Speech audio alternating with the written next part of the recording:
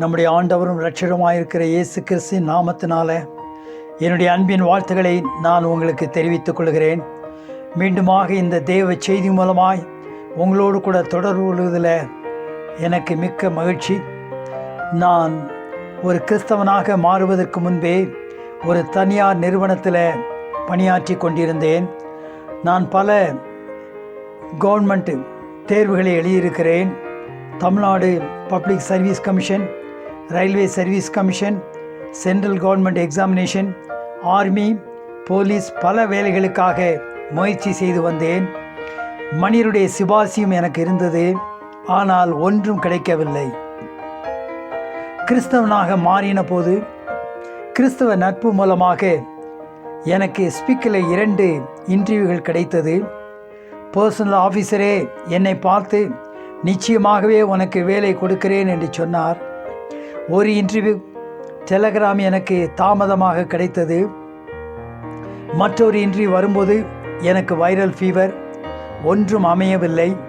இவைகளின் மத்தியில் என் தந்தை என்னிடம் நீ கிறிஸ்தவனாக மாறினபடியினால உனக்கு முயற்சி பண்ணுகிற காரியங்கள் எல்லாம் மலையில் முட்டினது போல் இருக்கிறது என்று சொன்னார். உனது சித்தப்பாக்களுக்கு 2 பேருக்கு நான் வேலையை வாங்கி கொடுத்திருக்கிறேன்.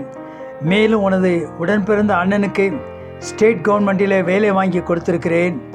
உனக்கு மட்டும் முயற்சி செய்யும்போது மலையில் முட்டினது போல் இருக்கிறது. நீ திரும்ப நமது நம்பிக்கைக்கு வந்தால் உடனே 24 மணி நேரத்தில் வேலை வாங்கி தருகிறேன் என்றார். ஆனால் நான் சொன்னேன், நான் இப்பொழுது பார்த்து கொண்டிருக்கிற வேலை போதுமானதாக இருக்கிறது, நான் திரும்ப வரமாட்டேன் என்று சொன்னேன். ஆனால் எனக்கு அசைக்க முடியாத நம்பிக்கை, நான் நம்புகிற இயேசு என்னை இன்றும் என்றும் ஆசீர்வதிப்பார் என்கிற நம்பிக்கை எனக்கு இருந்தது. அதற்கு பின்பு அவர்கள் முயற்சிகளை கைவிட்டு விட்டார்கள். இந்த நிகழ்வுக்கு பின்பதாக ஒரு நாள் மாலையில் சுமார் 7 மணி அளவில் வீட்டின் கதவுகளை பூட்டிவிட்டு ஆண்டவருடைய சமூகத்தில் நான் அழுது ஜெபித்தேன். இவ்விதமாக தேவனை நோக்கி கூப்பிட்டேன், இயேசுவே, என்னுடைய தகப்பனாய் முயற்சி செய்கிற இந்த ட்ரெயினி அசிஸ்டன்ட் ஸ்டேஷன் மாஸ்டர் வேலையை எனக்கு வாங்கி தாரும். என் பெற்றோர் யாவரையும் உமக்குள்ளாக, உம்முடைய அன்புக்குள்ளாக கொண்டு வருவேன் என்று சொல்லி 1973ஆம் ஆண்டு ஆகஸ்ட் மாதம் 8ஆம் தேதியில் புதன்கிழமையிலே ஜெபித்தேன். பின்பு எனக்கு கிடைத்ததான தேவனுடைய பதில் ரோமர் எழுதின நிருபத்தில் 14ஆம் அதிகாரம் 7-9 இவ்விதமாய் சொல்லுகிறது, நம்மில் ஒருவனும் தனக்கென்று பிழைக்கிறதும் இல்லை, ஒருவனும் தமக்கென்று மரிக்கிறதும் இல்லை.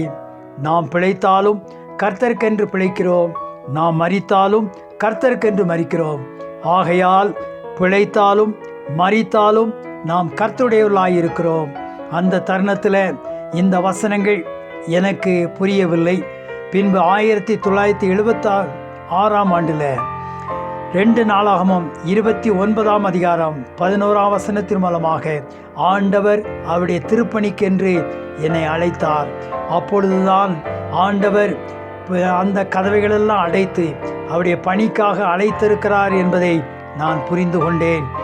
ஒருவேளை அரசு வேலை கிடைத்திருக்குமானால் பல ஆண்டுகளுக்கு முன்பதாகவே பணி நிறைவு நான் பெற்றிருப்பேன்.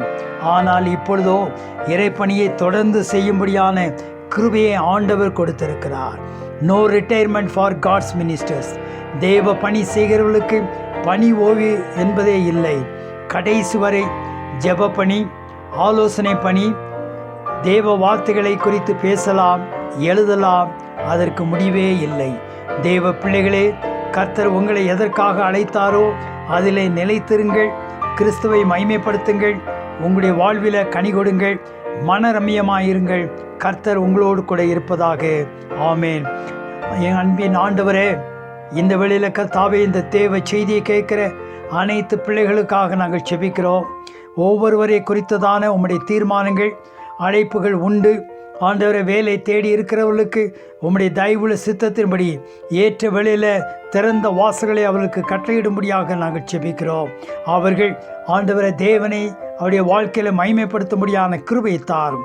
நீர் அவளை பூர்ண சமாதத்துடன் பாதுகாத்து கொள்ளும்படியாக செபிக்கிறோம். உமக்கே நன்றிகளையும் துதிகளையும் ஏறெடுக்கிறோம். ஆண்டவராகிய இயேசுவின் மூலம் ஜெபம் கேள் நல்ல பிதாவே, ஆமீன்.